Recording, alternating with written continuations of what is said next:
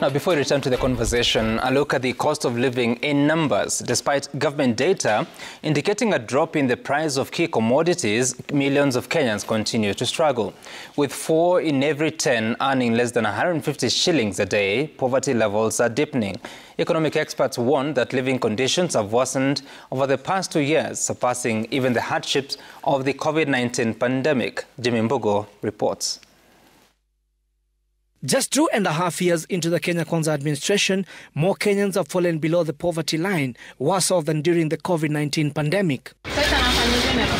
Economic experts attribute this to the rising payroll deduction, soaring utility costs, and a shrinking job market. According to experts, millions of Kenyans in urban centers cannot afford to spend 266 shillings a day, an equivalent of 8,006 shillings a month, while those in rural centers cannot afford to spend 133 shillings per day, an equivalent of 4,003 shillings a month. Incomes have not improved. The latest report from the Kenya National Bureau of Statistics suggests and indicates actually that you have more people in poverty than you had. In fact, we seem to have gone to the early 2000s kind of numbers. The number of people who are reporting that they are losing jobs, they've lost jobs, they're trying. So, and then add the taxation regimes and the policies that have been put in place the last 2 years. That has just, when you look at your pay slip, you're not only earning less because your salary has not been improved, but you're even earning less because then you have more taxes. If you also look at poverty levels, those have actually gone up. So the current poverty level is 39%. So there are about 20 million Kenyans who are living below the poverty line. The other macro indicators is obviously the employment levels. I don't have the actual figures, but when you just compare all those, it tells you that yes, whereas the movement in terms of prices of goods and services has gone down, inflation has slightly gone down, that purchasing power has been affected. These realities are now forcing Kenyans to turn to short-term credit facilities to maintain their livelihoods. According to the recently released Tala March Money report, there has been a 19% jump in the number of Kenyans seeking credit facilities to survive. The report further shows that food, rent, education and utilities are the main drivers of Kenya's indebtedness. If you think about it, if a customer has been cutting down on their basic expenses for the last 2 years, as we know from the report, there's probably nothing else left to be cutting down. And now that resulted in a new trend that we were seeing for the first time, which is actually a 19 percentage point jump in customers saying they will borrow more. So what has happened is obviously the economic situation in our country has been declining at a macro level. As a result of that, the consumer will obviously then also have an economic challenge. Despite the government's efforts to lower inflation over the past 2 years, leading to reduced prices for commodities, experts argue that without improving consumers' purchasing power, the impact remains minimal. The data from the Kenya National Bureau of Statistics shows that inflation has dropped from 8.5% in August 2022 to around 3% over the past 2 years. However, experts warn that this decline doesn't necessarily mean a lower cost of living. So we are dealing with compounded effects of inflation, so that then the cost of goods and services has been going up. It's only that last year it went up by just 3%. It went up slower than it did the previous years. That's what those numbers mean. But remember, I've just told you that if your income has not improved, you still are getting 200 shillings in a day. But now the amount of money you need to spend to buy goods and services, which perhaps you spent 100 shillings the previous year, now you need to spend 110. It means since your income has not gone up, you're having to part with more to get the same product. Jimmy Mbogo, Citizen TV, Nairobi. Okay, apologies for that challenge at the end as he sent out. That is Jimmy Mbogo with our story on what is happening in the economy, what Kenyans are feeling, talking about the poverty levels that are rising. And Dr. Mulu, so with all this and with all the challenges that are being highlighted just before the break, you still find that our budgeting is the same. Last year, I believe, we were promised that there would be zero-based budgeting by the president, and CS John Mbadi said as much. I don't know what has happened this time with the budget policy statement. Do you see the evidence of zero-based budgeting? Because continued reports, continued budgets, we're still very heavy on recurrent, minimal on development expenditure. I think if you look at our budgets, it's more like what we've been doing over the years. Nothing much has changed. And for me, the problem I see with our budgeting process is when we are doing our annual estimates, which should now take us a whole year, we are very keen with the policy statement. We are very keen in what goes into those estimates. But through supplementary budget, we negate almost everything we have done. Some will be surprised that when we are doing the annual estimates, we would say 70% recurrent, 30% development. Right. That is what is expected from the Public Finance Management Act. But come supplementary one, you realize we always come to around 20% development and decrease the recurrent expenditure. If by bad luck, and for the last 2 years we have not managed to do only one, we have managed to do more than one supplementary budget. If by bad luck you get to supplementary 2, you'll be reducing that development budget to almost 15%. So we've been saying that the problem we have in this country is that when you spend so much on recurrent and you don't put money on development vote, then you don't grow the economy, because the economy can only grow when you have money, when you're doing development activities. So you have a workforce which is sitting in offices, being paid salaries, but doing very little in terms of producing goods and services for the country. Right. And this is where the problem is. And basically what is happening is, over time, I remember at one point when I used to work in Treasury, budget department is now a directorate, would give the technical advice. And whatever technical advice they would give is what will be followed in the country. This Kenya Kwanza government has serious confusion. We have a directorate which is in Treasury, and we have another team called Budget Experts, which resides in State House. And that's the team which is causing confusion to this country, because they are the people who are messing the budget-making process. You know, in a situation where, you know, when you go to Treasury, you find serious technocrats. You have economists there, you have accountants.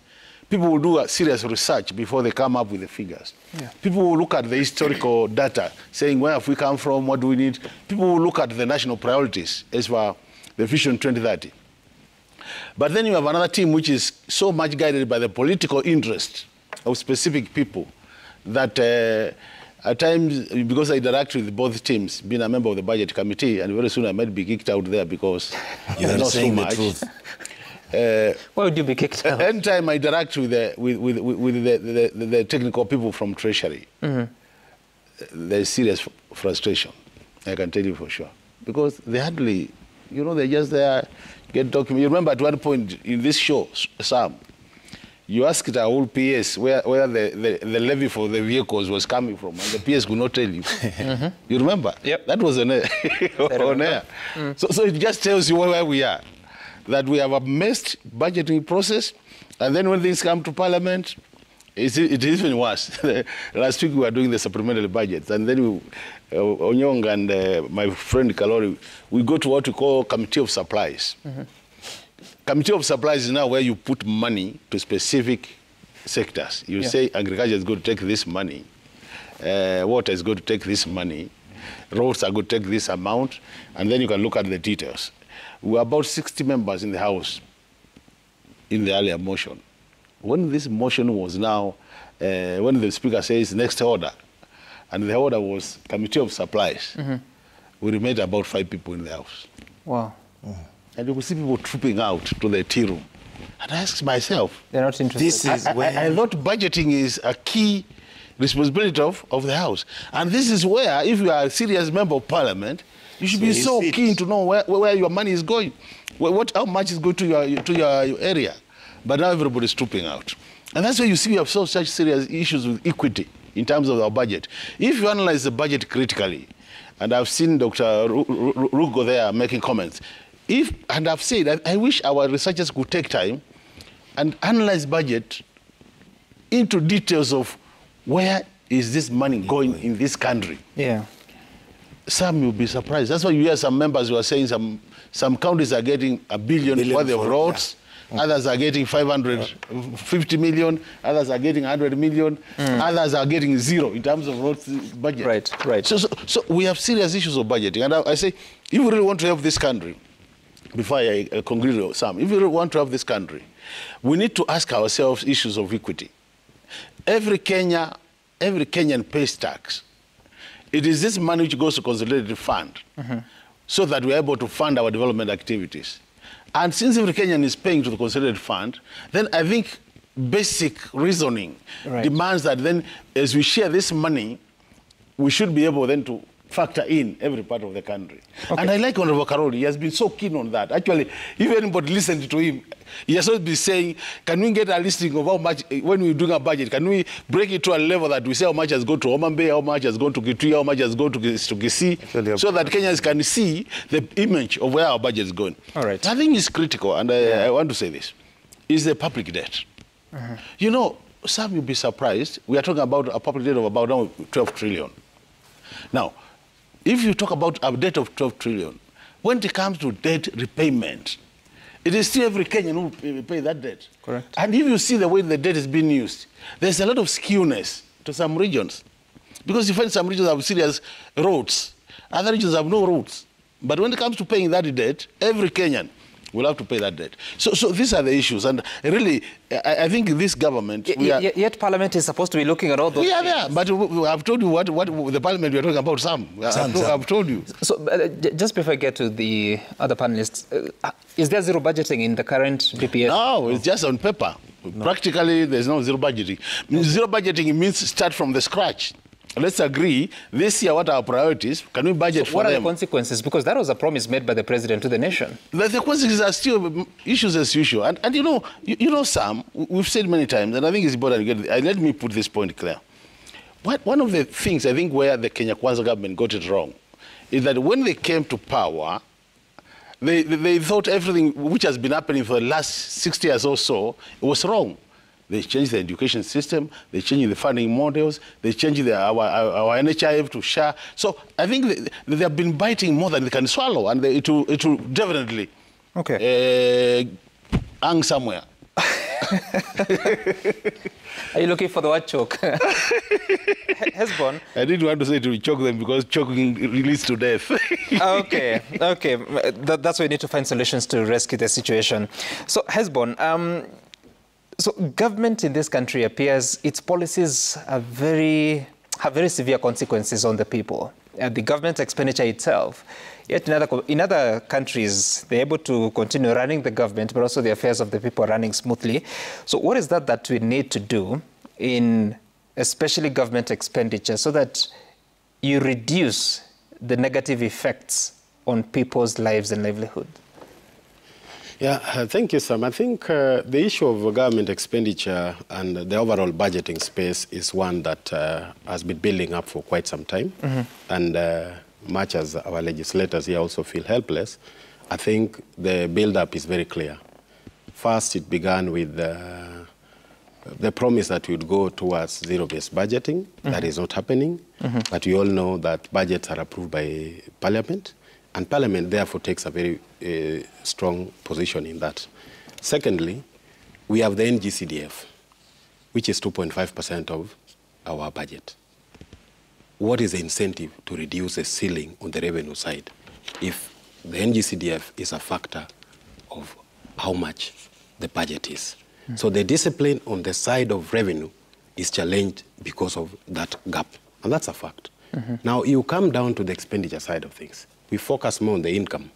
But ask yourself, if debt service alone for the 11, close to 12 trillion debt is about $1 trillion plus, 80% of that debt service cost is on the domestic front. If you read the financial reports of our financial sector players, the banks, KCB made 61 billion in profit. 37 billion out of that money is treasury bills and bonds. So where is the money going? And where is that money from? Is the taxes from the Kenyans. So you mop the money from Kenyans through taxes, you give it to these players. So we need to, first of all, relook at our debt service cost. $1 trillion plus out of 2.7 trillion revenue projection. You add the salaries for the teachers and everybody in the public service, then you put close to 400 billion to counties, you've wiped out that money. It means you have to borrow. So all these things we are talking about under the PFM Act are not works. Therefore, Treasury needs to be very serious with the rollout of e-procurement, because that then would wipe out a lot of wastages. How far are we? The deadline was supposed to be April. It's been pushed to the next financial year. And I think that is where we need to probably have a conversation with the CS Treasury. There has to be commitment in Treasury to roll out the e-procurement, because within same government, you cannot have the same commodity bought at astronomically different prices. That is wastage of public resources. Then now you come to the zero-based budgeting. When you're doing zero-based budgeting, you have a justification for everything you want to buy. If you are to do that, probably we'll cut out quite a significant part of our expenditure budget. And that will free money for other important activities that the government needs to roll out. So I think there are certain things we need to ask ourselves, because if you have 11 trillion worth of public debt, half of it is domestic, another half is external. In terms of our actual cost, you're spending 80% to service the same internal borrowing and 20% external. So you may even have to ask yourself, if we address the risk around foreign exchange that may affect the dollar-denominated debt, wouldn't it even be more prudent to change that debt mix so that you are in a position to free some resources and then choking economy that Mheshimiwa was talking about? The moment you've crowded out the private sector from borrowing from the financial institutions because the banks want to lend to government, you've killed the private sector. And therefore jobs, all those opportunities we're talking about are lost. The other issue then is, if you were to deliberately go out to settle all these spending bills, because the biggest trading partner in any economy is the government. Right now, you can't trade with government because that money is never paid, and if it's paid very late. If we were to unlock that space, release these monies that are pending in counties and have structures through which they also pay them. And Mheshimiwa Nyonka is here. If you go to those counties, you'll find the order of pending bills that should be on a fast-come basis is not complied with. They would go to control of budget, get approval. Once they get approval, things are changing in the window. So you pay the people you want. So it creates a very bad cycle. You'll kill businesses, you choke economy. And is there a solution there? Because reports will come, the controller of budget will present them to Parliament. Then one afternoon, the leadership of majority and minority will stand up and accuse control of budget of all manner of things, including corruption. So how do we tie? So I think the way to tie all this is we also have to ask ourselves, do we as a country really want to run on the basis of the rule of law? I would give you an example. We have 970 audit reports for counties over the last 11 years. Only 8 are clean. What does that tell you? It means people don't care. There needs to be consequences to non-compliance with this. If the controller of budget says this is what is happening, because if you seek approval to pay X, and then once you get approval, you pay Y, why would that take so long to be a matter that goes before court for abuse of due process? I don't know whether you would call it obtaining by false pretense. False pretense. These people should be brought. Then they will bring discipline into the management of public resources. And then you unlock the economy. But the point I wanted to put home is that if you have close to $1 trillion of pending payments that belong to the common man, if we can have a situation where we unlock this money into the economy, 30% of that money immediately comes back as taxes to the government. And in another 2-3 years, that money would have probably grown 3-4 times. That way, the tax revenues will go up, the people's ordinary lives would change. The issue of inflation going down and people struggling to understand 9% to 3%, what does it mean? Yep. It means that then you can also have, at a personal level, your income has grown. And therefore, even if the expenditures grow, you are able to see progress. But if at a personal level, you are stagnating, but the costs are rising, then the likelihood of so many people falling under the poverty space then is more likely to be the case. I think we must go back to those basics. So there are several good things the government is doing, but they are being negated by some of these things that we believe, if acted upon, would be able to just unlock the economy. Senator Onyonka, that space of governance that we have put institutions into place through the Constitution and, of course, through different legislative processes, but still not helping. So lots of watchdog institutions, but the watcher, the prime watcher here, in this case, Parliament, there's been questions on how exactly it is helping to make sure that we cut this wastage and call out what needs to be called out. Thank you, Sami. Our people's governance is as good as they're willing and as good as the laws they have. And this is why I completely agree with what my brother Omtata was saying yesterday, and it's in the paper today. Sami, the truth and the reality that is there, and we have been unable to talk about it effectively. Yep. And I'm so, so happy and proud that today this is what we are discussing. You are either going to take a vehicle that has got an engine that has failed and you fix it, and then fix all the other parts of this vehicle and make sure that these parts perform according to their initial or their predetermined purpose, and make sure that everything then runs effectively. The truth is, we are actually looking for patch-ups on what to do with our system. Our system, Sami, according to me, and this is purely because of the experience I've had in National Assembly and now in the Senate, and what my brother Makau Mukulu has, Daktari has said, and what my leader here has said. Yep.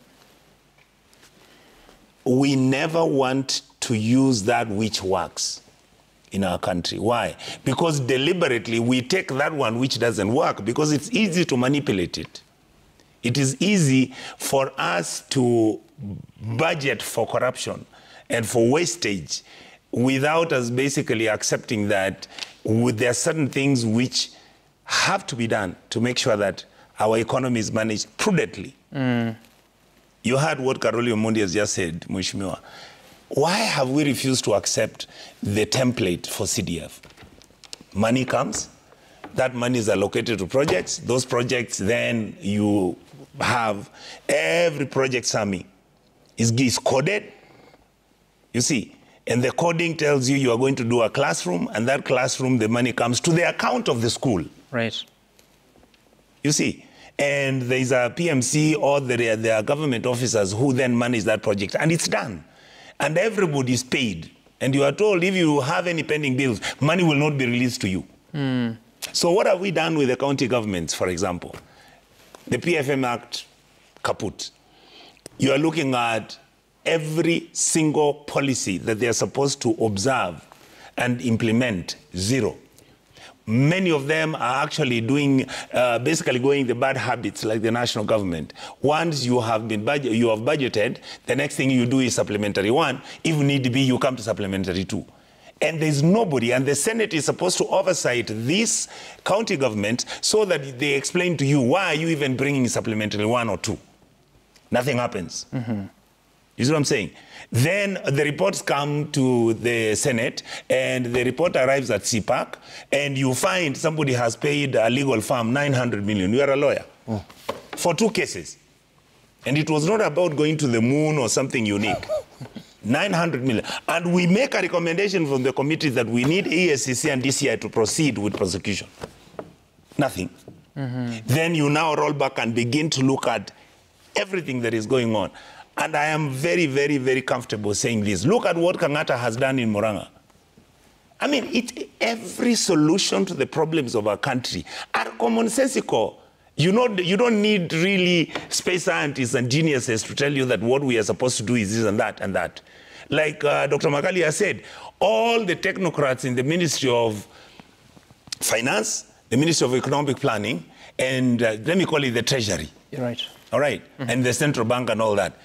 Everybody is shocked.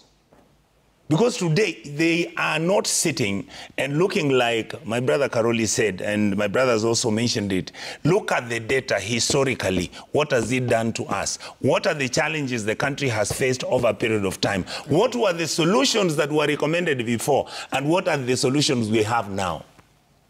Everything, Sami, in our republic today. And me, I want to say this. All this story we are talking about, economic development, interest rates coming down, everything is done for the sole purpose that the elite and we who are in the political class, our agenda is to do business with the biggest business person in town, and that is government. So we allocate money through budgeting. We make sure that money unequitably is distributed around throughout the country. You have certain counties receiving 6 billion shillings for water, when a country which needs water, for example, in Makueni, will get only 65 million. So why can the political class invest in productive sectors? Don't just do business. They don't understand that. They don't understand that. The purpose right now is for people to raise money, number one, for the elections coming. Number two, for them to be in a position to start buying those helicopters. Number three, Lee Kuan Yew of Singapore made Singapore successful by him accepting meritocracy and making sure that he had experts who are guiding him, accepting the best principles. People keep talking about, Malaysia, Kenya, they came here and studied what Kenya had done on housing. One of the countries that Kenya actually advised by 1969 was Singapore. Because most of the Asian tigers used to come and look at what is it that Kenya was doing, because we were growing. As a country, our development growth was amazing. Industrial development, we were setting industry, factories were there, we were setting sugar plantations, farms were working, production in agriculture was up. What is it? Everything is a ragtag, a hodgepodge of short-term engagements, which are, today, wait until the rains come. You hear now people talking about, let's deliver the fertilizer. The fertilizer now. Next time we're going to do. Every single policy and strategy is not known. Okay. All that you have right now is everything is running on autopilot with a sole intent. This is my view, that we have broken the system. IFMI system, end-to-end encryption, nothing. PFM Act, nobody follows it. You see what I'm saying?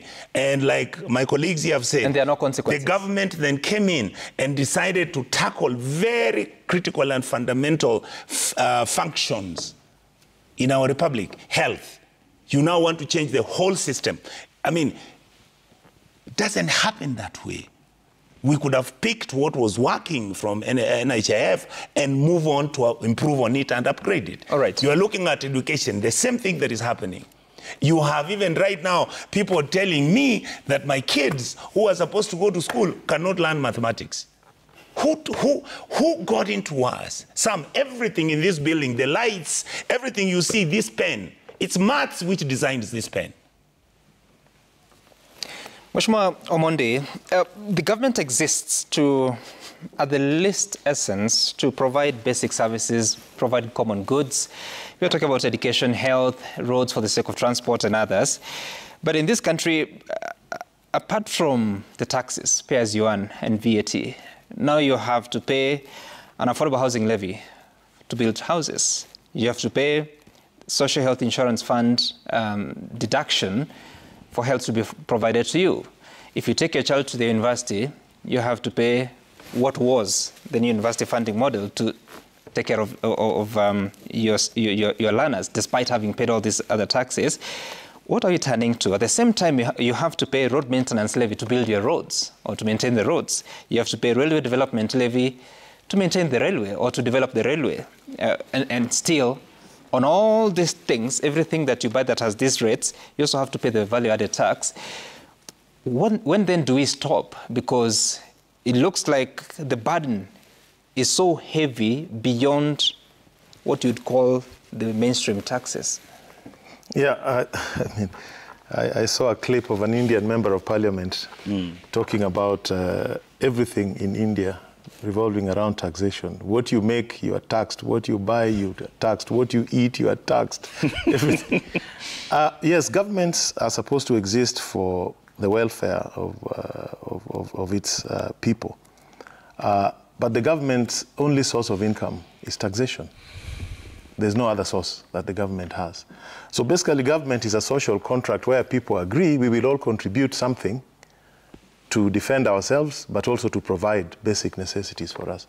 So the payment of those taxes and levies is actually the essence of government. They are not bad. The problem is when people pay and the services are not delivered. I think that is where we have a big problem.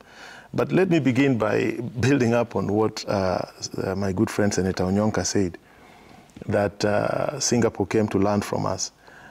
The transformation of a country, the development or growth or transformation of a country is all about leadership. I mean, when Kenyan delegation asked Lee Kuan Yew why 50 years ago Kenya and Singapore were at par, and today Singapore is 40 times ahead of Kenya, he simply said, in Singapore they let me leave. In Kenya you killed my friend Tom Mboya, because they were in the trade union together as young men. It's all about leadership. That is a problem in Africa and everywhere else. If the leadership is not fit for purpose, however hardworking the people are, or however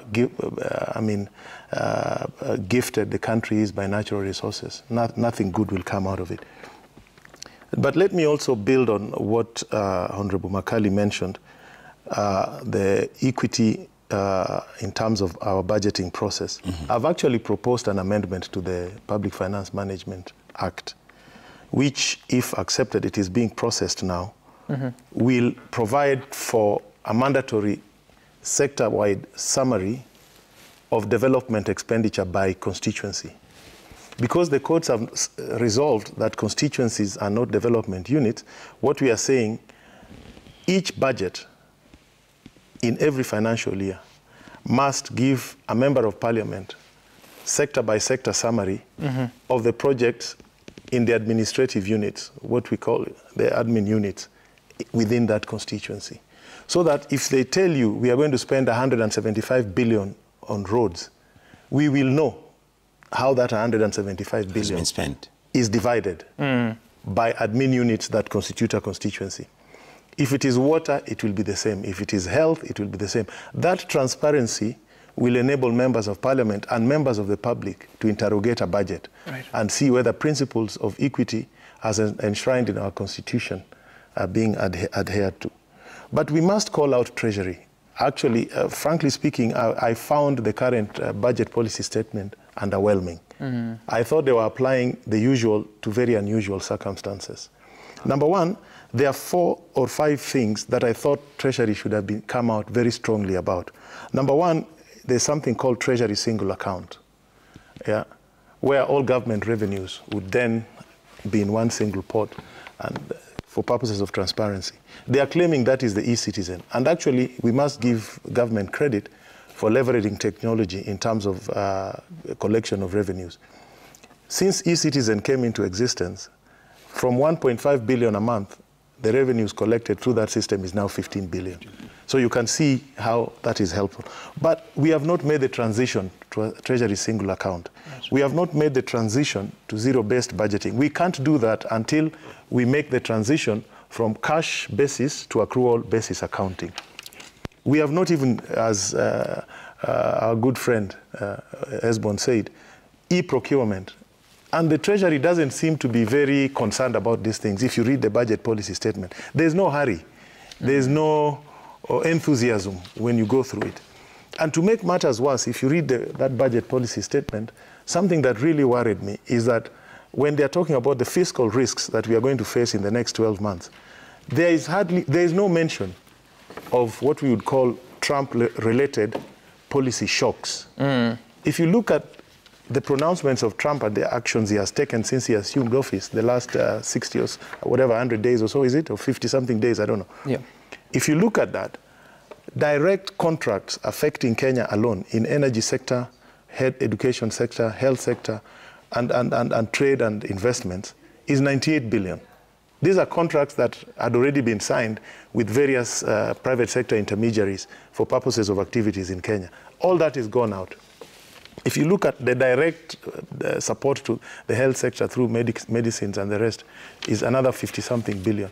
So AGOA is coming to an end, I think, next year. And the way Trump is going, you don't see this risk that we are facing with respect to the new administration in the US factored into the BPS. So I'm very worried that the shocks will even be greater than the traditional shocks of price commodities, petroleum commodities going up and those kind of... Can they catch up before they have to start thinking about it, because it's going to be a 200 billion hole, in my estimation. I'm not an economist. I just look at the figures that I'm able to get. But it is going to be quite a big challenge. So I think we need to do more thinking on these issues. But as I said earlier, Sam, the government will not be able to provide most of these basic services until we deal with the key problems we have in this country: debt, corruption, and wastage. Until we deal with those three things squarely and very creatively. You know, corruption, when I was chief of staff, I did make a proposal. And I was hit so hard, including by the late President Kibaki and my boss then, Raila, and everybody else who was in the room. I suggested we need to create not just special courts for corruption, but bring special prosecutors for corruption. I've proposed, again, another bill. You know, we don't have a Criminal Investigation Act in this country. I've created a framework, which I've shared with various players, to do what we call a Criminal Investigation Act, which would then create DCI as a very independent organization like the FBI, but also give it the necessary competences to use modern techniques of financial tracing for fighting corruption. And because we cannot use the normal methods to fight this vice. And my problem is, unless we have special courts in Singapore, as developed as they are, they still tap in private investigators from other countries. They have judges from other jurisdictions.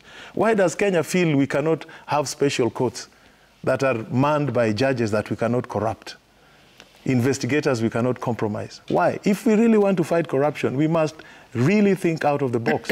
Even though you'll find that there's been a few successful cases ending up with a conviction, but they keep appealing, and some of them are actually your colleagues in Parliament today. Do you know, most of the big cases that have actually been successfully prosecuted had mutual legal assistance from out of the country in terms of other investigative agencies providing evidence to EACC.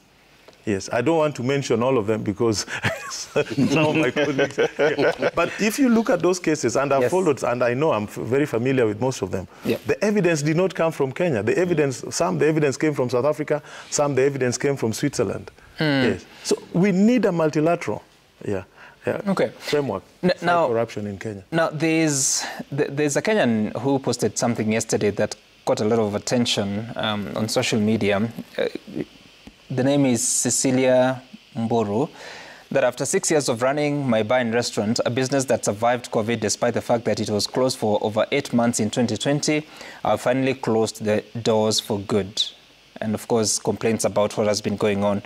On the same day, the principal secretary in charge of trade industry, Abubakar Hassan, was talking about, was at an event and was saying that he reiterated the case for Kenya as an excellent investment destination. Totally two worlds apart. Someone is closing because of what has happened. One is talking an excellent investment destination. And what would wonder, is this the language we use for external investors? So is Kenya attractive for external investors, not so for local investors? But as you think about that, Dr. Makali Mulu, so you will go through the motions, you'll come up with, you'll approve budget, eventually ending up with the budget estimates to be presented. By June. Yes. But at the same time, there will be new promises and pledges and commitments made during gatherings and meetings. Case in point, last week, the president was visiting Nairobi. Okay, was touring Nairobi, not visiting, because he was in Nairobi anyway, and made pledges on one day. I think he totaled to about 3 billion shillings on different projects that he was making commitments. What is the place of that? Because, yes, Kenyans will have the aspirations that they want to tell their leaders, but at the same time, it's a very tight budget to fix. And that's where the problem is. You know, we've said, if you really appreciate the budget-making process, because it's a very detailed process, and a lot of things are considered before you come up with a budget. I'm sure my colleagues will appreciate the reason why we have a budget policy statement is so that you're able to look at the micro environment before you come to through the nitty-gritty details. After appreciating the micro environment, or what we call the macroeconomic variables, then you're able to determine this year how much are we likely to generate in terms of revenue, and how much are we likely to borrow based on our budget deficit. So when the head of president goes and says, I'm starting this project of 3 billion, which is not part of the current budget, it means that then you are doing a serious disservice to the country. Why? You've already fixed your borrowing limits through Parliament. You are saying you want to put more 3 billion. We've not looked at the revenue projections in terms of how much will be collected. We have not looked at the shortfalls at that time. So what you're doing is you're just negating the whole process. And then you have what you call presidential commitments and promises, which are not part of the budget. So that's why you see, anytime you do a supplementary budget, you keep on adding figures which don't make sense to anybody, because nobody had looked at it in totality. And I think that's the problem we have. If you look at the other presidents in the past, what they have been doing, and that's why you see Kenyans like President Kibaki, and I think it's because of the background. I think being an economist, you could appreciate what you need when it matters budget, what you need to do.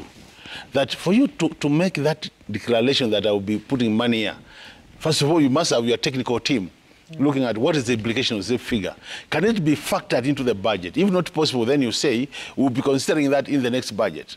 If you ask my colleagues here, every year we also face the same challenges. We go to our constituency, somebody tells you our school is not in good shape, Mheshimiwa, can you give us money? You always tell them, we wait for the next year's budget. Yes. And Kenyans have understood that language, that let's wait for the next year's budget.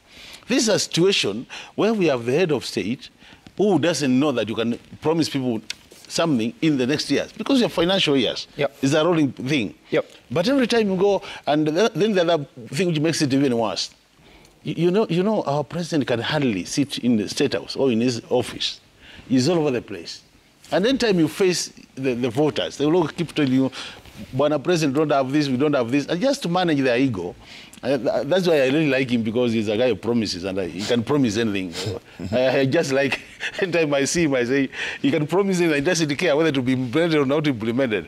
But really, if you look at serious budget implementation, Sam, if we were to take that topic and say, what are we doing in terms of implementing our budget? It's a pathetic situation. Pathetic, I'm telling you. So tell me, because is it last week or the week before, there arose an issue with the committee that you sit in. Yes. And the leader of majority and the leader of minority said there is a member, I believe it's the chair, the former chair, who had been using the public participation kitty to the benefit of his constituency in the exclusion of others. First of all, how much is that kitty of public participation? That was far from the truth. And you know what had happened is, they could not allow anybody else to comment on that matter. It was the majority leader and the minority leader who seems to have become more of the majority than the minority. So what happened is I think they conspired somewhere, because they only took him the chance. But let me now put the record straight. What happens in every financial year, Parliament as House is expected to go and conduct public participation. Now, in that public participation, what we look for are projects which are community-based at that level, which have not been factored by the executive in the budget. So that our public participation as Parliament is not just an activity, we don't just do it for the sake of doing it. And this was started in 2014 because I was still in Parliament. When we had a discussion with the President Uhuru then, and we did agree that it's important when you members of parliament go out there to conduct public participation, that the public can see some initiatives which have come out of this activity. So every year we have been factoring that amount. If you look at the budget policy statement now, there's a figure of 3 billion called public participation. Last year, it was 2 billion public participation. But what has happened over time? Now, once you give this a figure for public participation, we identify counties which will be visited. And as a budget committee, we have already planned that by 3 years, we'll have done everybody in the country because we do 16 each year, which means 16 times 3 is 48. We have 47 counties. We've already done that too already. Now, when you go out there to 16 counties, you share that money of 2 billion to the 16 counties. And then you are able to do the projects. Now, what has happened is people have now taken advantage of that quote public participation and pushed their own interest into the budget. You realize that when you look, if you are to analyze, and I would be challenging them one day, that we come up with that, specifically saying how much money has gone to so and so, how much you see it. What has happened is they are blaming the chair budget, but I can tell you for sure, if you look at the money, more so for roads which had been put there, the roads belonged to cabinet ministers, PSCs, senior government officials, who pushed their interests through the public participation component.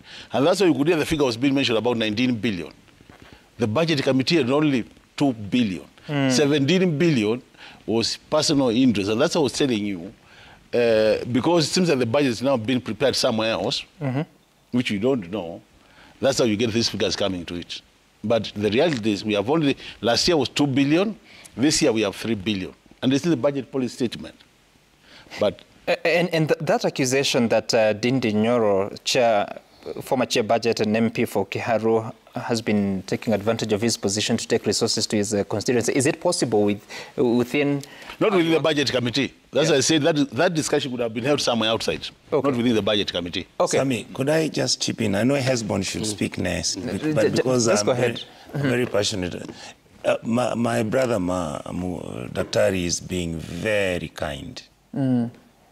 This money, Dr. Makau, you've been there with me. Yes. This money is shared when you behave well in the National Assembly. Which one now? For the public participation? The public participation. Or the one from outside? They're including money that is allocated, for example, under CARA. And that is why I want to plead with you, my brother, that once you bring your bill, please make sure you bring in something about the county governments. Because we are suffering the same issue. It covers you will find today what these gentlemen are accusing Honorable Dindi Nyoro about is that they are just targeting him. But if you check, you'll find they have done exactly the same thing. They are part of that. They are part of that big thing. They have been part of that act. We have emaciated and literally broken down the National Assembly. By you behaving well means that now, when you are in a certain committee, those people will say, you will be told by the... I saw somewhere saying, by my brother Daktari saying that budgeting is done by the National Assembly. No! Kenyan budgeting is done by the executive. That is the dysfunctionality we have right now. It is the president, Dr. Makau, am I lying? You're not lying. It's the president who says, do this here, put that money there, remove this, punish this one, do this, get the water there, go and do those water pans. Yes. That's quite a serious accusation. That is exactly what it is. What have we been talking here, Sami? That is exactly what it is. People are given programs. Let me give you an example. Who is supposed to be running emergency under the exercise of fires and collapsed buildings? It's the county government. Why are MPs supplying ambulances to county governments? That's a devolved function. This is how money is shared amongst members of parliament. Some of them don't even know. Some are part of the deal, and guys and individuals are given the responsibility of managing groups. So that when the budget comes, you find that the things which are in there, like the other day, I saw a budget policy statement where some department has said they're going to give somebody something, I think 79 million shillings, to deal with what? Sewage. That is a function of the county. Why would somebody allocate that money there? It is because, why did we have the other accident the other day? And when Parliament sees this, what do they do? Nothing. You fight harder to make sure you are included next time. what are you supposed to do? You work harder. You make sure you behave well. You behave well. Criticize government. That's what. Am I lying? That's why people put their signatures on the... Sammy, this is what we've been saying here. Kenyans need to know the problem of our structures of governance. Destruction is deliberate, intentional, and it has been done that by the executive, and our leadership has accepted it as a modus operandi. You know, that challenge of the public participation kitty, yes. The two leaders were saying that there is a problem and they're going to reconstitute their committee. Only that when I looked at that list, out of 27 former members, 22 came back. Yeah, came back. So I don't know what change that is. I'll give an opportunity to close, but let's first take a look at the feedback that has come to us at Citizen TV Kenya. And at Gituku, the hashtag to use is Citizen Debre Kora Kenyan, saying this morning, Bobo Tieno, heavy taxation and runway corruption, now not forgetting never-ending politics after every election, is the reason why Kenyans aren't feeling the growth of the economy. Godi Baraza, between the economic stability and political stability, President Ruto chose the latter. Kenya has become, I haven't finished to read that, just take it back. Kenya has become a certified platform for unnecessary political experimentation. Sir Nixon Dugire, it makes my heart sick when I remember all the good promises that the president had given us before elections and all the unfulfilled promises by the government in its half-term that are much more than the fulfilled ones. I give it 3 out of 10. Okelo Mwalimu, Ruto's first half has been marred by mixed fortunes. The major positive is mass recruitment of teachers, raising purchasing power of their employed. Many issues still need to be addressed, like high cost of living and ways of relieving our nearly annihilated pay slips. Kizungu kubwa. Tita Miti, you're saying, kindly ask what happened to the zero-based budget. I think we handled that. The intention, as any prudent organization would do, was to have all MDAs, this is ministries, departments, and agencies within governments, to build up their budget from scratch. Was it an ambitious plan for Mbadi, who has now been put in his place? Question you ask. Agomba Steve, from the VR check, the first half has had so many fouls, or flaws you mean, that have not been, not been converted to scores and need rechecking. Look at the funding model that has locked bright students out, the ineffective SHA that is killing our health sector, the premature politicking. So far, no goal. Okay. Butia, the success of President Ruto's economic agenda will largely depend on effective implementation and the ability to balance short-term relief with long-term structural reforms. And again, Engineer Azaro, you said that the government can increase her income by creating good environment for more investments.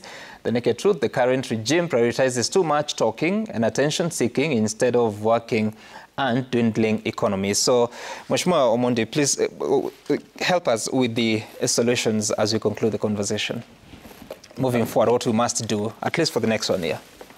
For the next 1 year, I think in terms of trying to shape the economy, there are many things we probably need to do. But I think we need to focus on things that affect the common man. Let's start with the university funding model.